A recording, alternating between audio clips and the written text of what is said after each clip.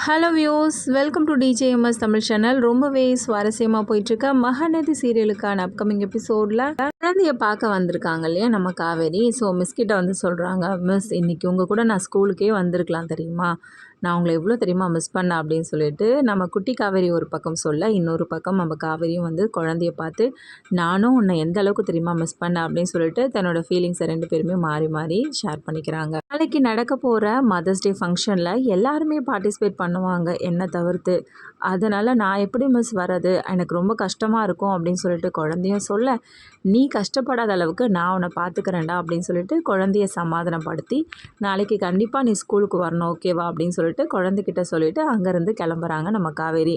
வெளியில் விஜய் வெயிட் பண்ணிட்டு இருக்க தருணத்தில் விஜய்கிட்ட வந்த காவேரி வந்து பேச ஆரம்பிக்கிறாங்க. நாளைக்கு எப்படியாவது குழந்தைய கூட்டிகிட்டு வந்துடுங்க சார் ஸ்கூலுக்கு அப்படின்னு சொல்லிட்டு சொல்கிறத கேட்ட விஜய், நாளைக்கு எப்படி முடியும், நாளைக்கு தான் அந்த மதர்ஸ் டே ப்ரோக்ராம் இல்லையா, அம்மா போக மாட்டேன் தானே சொன்னால் அப்புறம் எப்படி நான் கூட்டிகிட்டு வர்றது அப்படின்னு சொல்லிட்டு நம்ம விஜய் கேட்க, இல்லை நான் அம்முவை சமாதானப்படுத்தி வந்து சொல்லிட்டேன், அவள் வந்து சம்மதிச்சிட்டா வரேன் அப்படின்னு சொல்லிட்டு நீங்கள் எப்படியாவது கூட்டிகிட்டு வந்துடுங்க அப்படின்னு சொல்லிட்டு நம்ம காவேரி சொல்ல, இல்லை வேண்டாம் மிஸ், அவள் நாளைக்கு வந்து கஷ்டப்படுறத வந்து பார்க்க சொல்கிறீங்களா, அதெல்லாம் தேவையில்லை அப்படின்ற மாதிரி விஜய் சொல்ல, இல்லை சார் நான் சொல்கிறத இது பண்ணிக்கோங்க, அவன் எந்த வகையிலையும் கஷ்டப்படாத அளவுக்கு நான் பார்த்துக்கிறேன் அப்படின்ற மாதிரி காவேரி வந்து சொல்கிறாங்க. அப்புறம் அது மட்டும் இல்லை, உங்ககிட்ட நான் அப்படி பேசுனது சாரி சார், ஏன்னா வந்து அம்மு எனக்கு ஒரு 2-3 மாதமாக தான் வந்து தெரியும், 2-3 மாதம் பழகின எனக்கே அவளை விட்டு பிரிஞ்சு இருக்க முடியாதுன்ற போது நீங்கள் இவ்வளோ நாள் அவளை வச்சு பார்த்துட்டு இருந்திருக்கீங்க, அவள் கூடவே இருந்திருக்கீங்க, அப்போ உங்களால் எப்படி சார் அவளை விட்டு கொடுக்க முடியும், அவங்கக்கிட்ட கேட்டது தத்து கொடுக்கணும் அப்படின்னு சொல்லிட்டு, அது கேட்டது தப்பு தான் சார், அதனால தான் நீங்கள் என் மேலே கோவமாக இருக்கீங்கன்றது எனக்கு புரியுது அப்படின்னு சொல்லிட்டு காவேரி சொல்கிறத கேட்டு, உங்கள் மேலே எனக்கு அதுக்கான கோவம் ஒன்றும் கிடையாது, நீங்களும் அம்முவும் ஒருத்தர் மேலே எவ்வளோ அன்பாக பாசமாக இருக்கீங்க அப்படின்னு சொல்லிட்டு என்னால் அதை புரிஞ்சிக்க முடியுது, உங்கள் 2 பேருக்குள்ள பாண்டிங்கை வந்து என்னால் வந்து பிரிக்க முடியாது இல்லையா, நீங்கள் சொன்னீங்கல்ல இன்னொரு கல்யாணம் பண்ணிக்கோங்க, அதுவும் அந்த பொண்ணை கல்யாணம் பண்ணிக்கோங்க அப்படின்னு சொல்லிட்டு, அதனால தான் நான் உங்கள் மேலே கோவமாக இருந்தேன், இது எல்லாத்துக்குமே ஒரே ஒரு சொல்யூஷன் தான் இருக்குது மிஸ் அப்படின்னு சொல்லிட்டு காவேரி கிட்ட சொல்ல, அது என்ன சொல்யூஷன் சார் அப்படின்னு சொல்லிட்டு கேட்க, நான் உங்களை கல்யாணம் பண்ணிக்கிறது தான் அது சரியாக வரும், உங்கள் 2 பேரையும் வந்து பிரிக்காமல் இருக்கணும்னா நீங்கள் வந்து அவளோட அம்மாவாக இருந்து அவளை பார்த்துக்கணும்னு நினச்சிங்கன்னா நீங்கள் என்னை கல்யாணம் பண்ணிக்கிட்டால் அது சரி வரும் அப்படின்ற மாதிரி விஜய் சொல்கிறத கேட்டு, என்ன சார் புரியாமல் பேசிகிட்ருக்கீங்க, என்ன சொன்னாலும் திரும்பவும் அந்த விஷயத்துலேயே வந்து பேசிகிட்ருக்கீங்களே சார் அப்படின்னு சொல்லிட்டு கோபப்பட்டு வந்து பேச ஆரம்பிக்கிறாங்க விஜய்கிட்ட. காரணமாக வச்சுலாம் நீங்கள் என்னை கல்யாணம் பண்ணிக்க முடியாது சார் அப்படின்ற மாதிரி கோபத்தோட வீட்டுக்கு கிளம்பி போயிடுறாங்க. வீட்டுக்கு போன காவேரி கிட்ட, காவேரி ஸ்கூலுக்கு முடிச்சு வந்ததுக்கப்புறமா ஃபோனை கொண்டு போய் கடையில் கொடுக்குறேன்னு சொல்லியிருந்தேடி எடுத்துகிட்டு போறியா அப்படின்னு சொல்லிட்டு நம்ம சாரதாம்மா கேட்குற தருணத்தில், ஆமாம் நான் மறந்தே போயிட்டேன், எடுத்து வைங்க நான் எடுத்துகிட்டு போகிறேன் கடைக்கு அப்படின்னு சொல்லிட்டு காவேரி சொல்கிறாங்க. இந்த சமயத்தில் காலிங் பெல் அடிக்குது, யாருன்னு போய் பார்த்தா விஜய் வந்து நிற்கிறாங்க.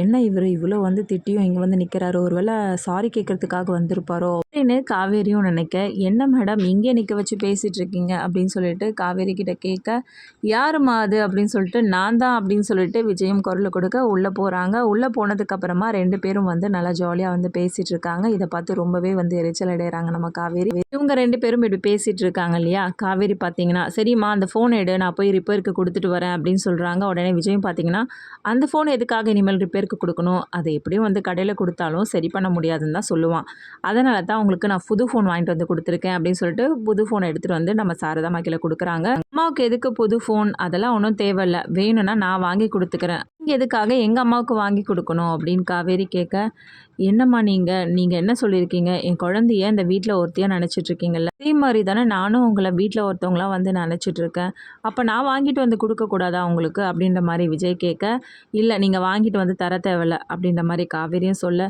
தரணும்னா நீங்கள் பேசாமல் இவங்களை தத்து எடுத்துகிட்டு போயிடுங்க அப்படின்ற மாதிரி காவேரியும் அப்படியே வந்து கிண்டலாக பேச, தத்து தானே இப்போ கூட நான் தத்து எடுத்துகிட்டு போயிடுறேன், என்னம்மா நீங்கள் கூப்பிட்டா வருவீங்கல்ல அப்படின்னு விஜய் கேட்க, சாரதாம்மா அது எப்படி தம்பி வராமல் இருப்பேன், கண்டிப்பாக வருவேன் அப்படின்னு சொல்லிட்டு சிரிச்சுக்கிட்டு சொல்கிறது கேட்டு இன்னும் காண்டாகி போகிறாங்க. அதுதான் நைட் படுக்கிற டைமில் நம்ம காவேரிக்கு வந்து ஒரு ஃபோன் கால் வருது.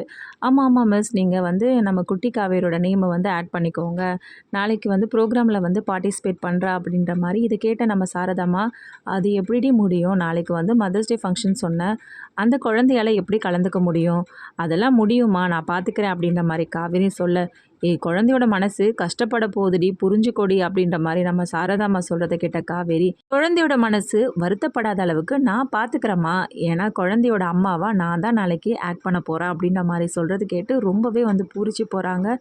என்னடி சொல்கிற காவேரி, உண்மையாலுமே வா, ரொம்ப சந்தோஷம்டி, நீ சொல்கிறத கேட்டு எனக்கு ரொம்ப சந்தோஷமாக இருக்குது அப்படி. ஆமாம்மா, அன்னைக்கு பேர் கொடுக்கும்போதே நம்ம கிளாஸில் எல்லா குழந்தைங்களும் வந்து நேம் கொடுத்துட்டு இருந்தாங்க அம்முவை தவிர்த்து.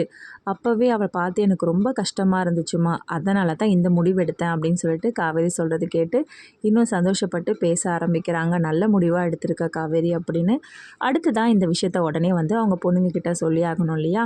ஸோ கங்கா யமுனா 2 பேருக்கும் வீடியோ கால் பண்ணி வந்து பேசிகிட்டு இருக்காங்க. இப்படி ஒரு முடிவு எடுத்ததை நினச்சி அவங்களும் சந்தோஷப்பட, கூடிய சீக்கிரமே நம்ம பாருமா, காவேரி அக்காவுக்கு பழைய ஞாபகங்கள் வந்து திரும்ப வருதோ இல்லையோ, மேலே வச்சிருக்க பாசத்தினால அம்மா பொண்ணுக்கான பாண்டிங் நல்லபடியாக அமையும்.